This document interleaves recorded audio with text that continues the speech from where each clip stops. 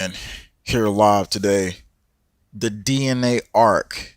What are they hiding? Okay, so we're about to take you into some really crazy stuff right now.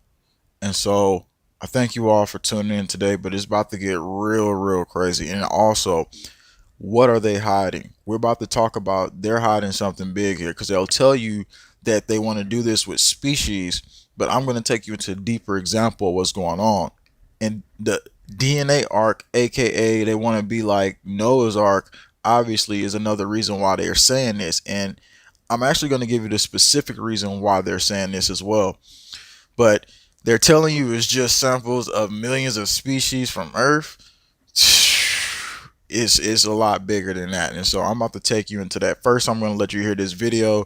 And they're also building robot cities where they only get to live. And so I'm going to take you into all this information here live. I'm going to let you see this video. The researchers say lunar ark will host samples of millions of species from Earth in hopes of saving biodiversity. And they're telling you lunar, but there's something else they're not telling you on Earth that they have too. So they're trying to project that lunar, and I'm going to show you exactly what they're not telling you. It's going to get real deep today. So thanks for tuning. Now from the night team, a doomsday vault on the moon. It sounds like an out-of-this-world idea, but researchers at the University of Arizona want to make it happen. They basically want to put a backup of the Earth in outer space. Tonight we're learning the mechanics of how that would actually happen. Team 12's Colleen Sikora joins us with the people behind the insurance policy for Earth.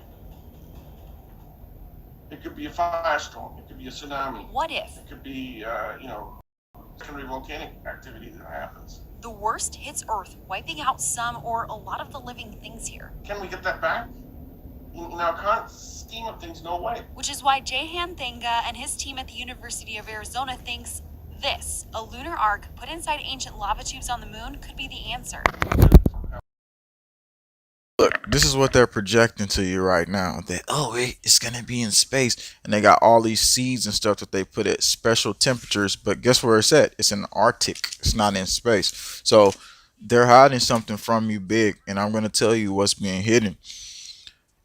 DNA vaults with humans. DNA vaults with information, knowledge of DNA, basically that they've pretty much uncovered. And they're telling you how much seeds are in the vault right now. And then why are they saying this? The food bank just said we're going to have another global inflation coming, another global crisis coming. So this is another reason why they're saying that. But I'm about to go into a deeper aspect of what's going on here right now. So, and then I could tell you at the end what you need to prepare for, why you need to prepare for it. Get the app called Picture This so you can get edible plants everywhere. You don't have to worry about being caught in this reality. They also predict the Nostradamus thing this year. So I'm about to dive into it with you right now. Let's get into the deeper aspect of what's going on here, because obviously they're just going to tell you what they want you to hear on the news. Let's go over here. Popular Mechanics has more, because here's the part they're not telling you. Here's the part. Scientists are planning to build Noah's Ark on the moon. Earth is destined for disaster, right? Because the climate wars and everything else happen now. If the depopulation people from Deagle.com get what they want, this would be exactly the reboot they want. And they're going to play this as a Genesis, Noah's Ark, biblical type of scenario, because they love playing the esoteric type of situation. Now, going into it, it says, scientists believe they can preserve all living things with a solar-powered lunar ark. This compound inside the moon's lava tubes could store cryogenically frozen reproductive cells from 6.7 million species on Earth as sort of insurance policy. Lunar ark, and we're gonna just get in there, and matter of fact, we don't even need you anymore. We got DNA and everything of you from birth. Now, here's another thing they talk about, not just that, but they talk about in Earth they have something. So I'm going to take you down to it right here, and it's down here in the this part of the article. So here it is. It talks about when streams of lava melted in soft rock underground, while lava tubes are 328 feet in diameter, could provide sanctuary from solar radiation, micrometers, cruel surface temperatures. They aren't particularly homey space for people to live in and thrive. Talk about the Earth, actually the DNA species and stuff like that. It says, can we apocalypse proof the world's knowledge with DNA? This piece was originally published by BBC Future, Goldman can remember exactly how they came up with the idea of storing all the world's knowledge in DNA. They know it happened in the bar of the Gaswork Hotel in Hamburg. That many beers were involved. They may or may not be able to do this, but they're saying they will be able to do it. And so when you look into this deeper, let's go into this right here. It says sperm bank on the moon could be mankind's last chance of survival if Earth is destroyed. If mechanical engineers get their way, a repository of reproductive cells of 6.7 million species will be set up on the moon. And then notice how they have this hand right here. This came out March 18, 2021. Notice how they have this hand right here, like, some weird alien, hideous, long fingered, spliced up, hideous creature or something like that right there. So again, why are they saying they gotta have species DNA? Because they're saying they're gonna try to relaunch. And you remember all the movies showing you like, oh well, we're gonna have different species, and then there's gonna be some clones, and don't worry, we got another you out there. We got all this other DNA. I mean, this is pretty much the perspective that they're trying to unleash right now.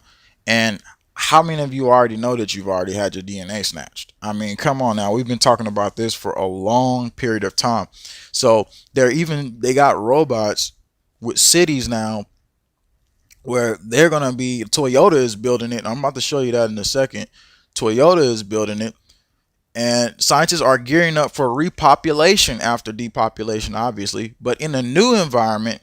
Institute Electronics Engineers, IE, are looking to set up repository of reproductive cells. That article was so long, but they also talked about is like these little cave areas inside of the earth where they could use lava, like, the lava basically chambers and stuff like that, where they would then go in the earth, which is what I believe they would that's what they're gonna do, man. They always like, oh, we're gonna go into space. But anyway, what do you believe? You think this is really gonna go to the moon? But the moon is basically in our orbit, and it is a satellite. They say. Two, they say they can do it in Earth as well, which they're already currently gathering all the biological samples that they need. Now, here's the next piece of information that gets even crazier. So, Toyota has begun to work on a Japanese smart city, and we already got the autonomous drone airport in somewhere, I think it's in Europe or something like that. But Toyota begins work on Japanese smart city cars are banned and robots live in homes, where they show you what it's like. And I'm just going to play it in the background. I'm not going to put any music on or anything like that. Here it is. The city of the future, they call it. And it's going to have autonomous vehicles only. Everything's going to be built by machines. And they think they're really going to get away with this. They think people really are just going to accept this reality. And for the most part, we know that the masses will accept this reality, but it will be people that don't accept this reality. How will you live in this moment is the question. And so we're going to talk about that.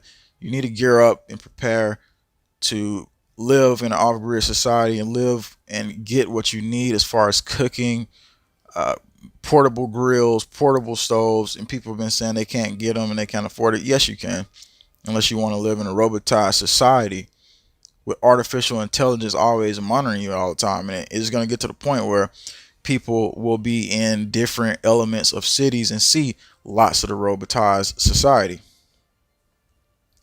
So this is the new city that they're building here, and you can see drones flying around and everything else. They got a sperm bank where they're planning to relaunch the world and then bring us into this new Orwellian probably future where they build up robots, because this is the plan, right? Get rid of the people, then after that they have the robot cities already being launched and built, so that when it is repopulated, that the robots and the AI is already in control. Who's really in control? God is. And as long as he is, and as long as that we are conscious of what's going on, we have a chance to make change every single day. So I wanted to give you that. And again, why are they saying all this is because here is the big story. Food price surge is unlikely to revert March 2021.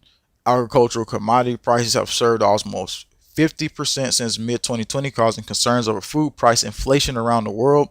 sometimes resulting in increased export taxes and quotas by producers at the time when importing countries want to import more. So we're already going through the climate wars, right? And so the food inflation is real.